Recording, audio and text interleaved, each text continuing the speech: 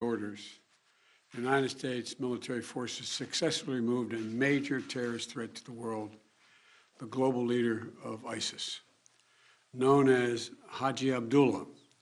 He took over as leader of ISIS in 2019 after the United States counterterrorism operation killed al-Baghdadi. Since then, ISIS has directed terrorist operations targeting Americans, our allies and our partners, and countless civilians in the Middle East, Africa, and in South Asia.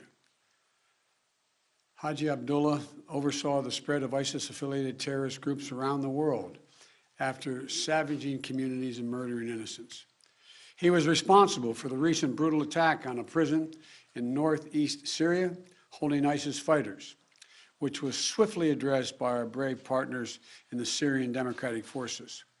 He was the driving force behind the genocide of the Yazidi people in northwestern Iraq in 2014. We all remember the gut-wrenching stories, mass slaughters that wiped out entire villages, thousands of women and young girls sold into slavery, rape used as a weapon of war. And thanks to the bravery of our troops, this horrible terrorist leader is no more. Our forces carried out the operation with their signature preparation and precision, and I directed the Department of Defense to take every precaution possible to minimize civilian casualties. Knowing that this terrorist had chosen to surround himself with families, including children, we made a choice to pursue a special forces raid at a much greater risk than to our own people, rather than targeting him with an airstrike. We made this choice to minimize civilian casualties.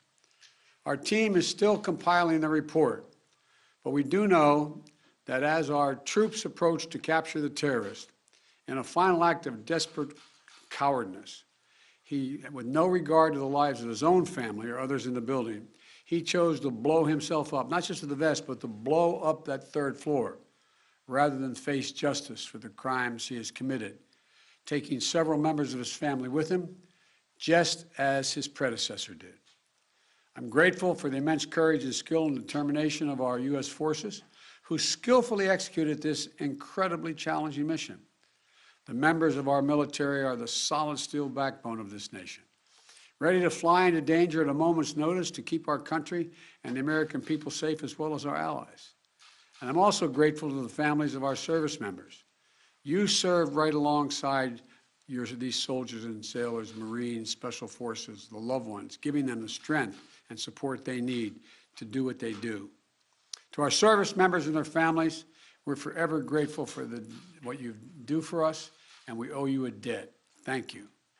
We're also aided by the essential partnership of the Syrian Democratic Forces. I want to commend our dedicated intelligence community, the Department of Defense, and members of our national security team throughout the government, whose meticulous and tireless work over the course of many months ensured that this mission succeeded.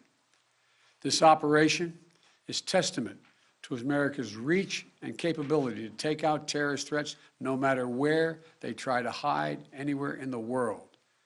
I'm determined to protect the American people from terrorist threats, and I'll take decisive action to protect this country.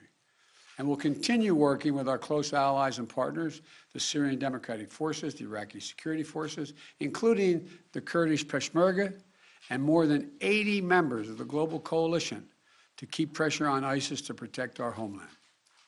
We remain vigilant. We remain prepared. Last night's operation took a major terrorist leader off the battlefield, and it sent a strong message to terrorists around the world. We will come after you and find you.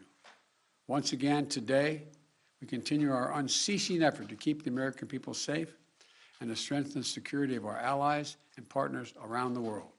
I want to thank you all, and may God bless you, and may God protect our troops. I'm heading off to New York right now. I'm late, and I thank you for your time. Appreciate it. Mr. President, Compromise been eliminated, sir. how many U.S. troops were involved, sir? Mr. President, how many civilian casualties were there?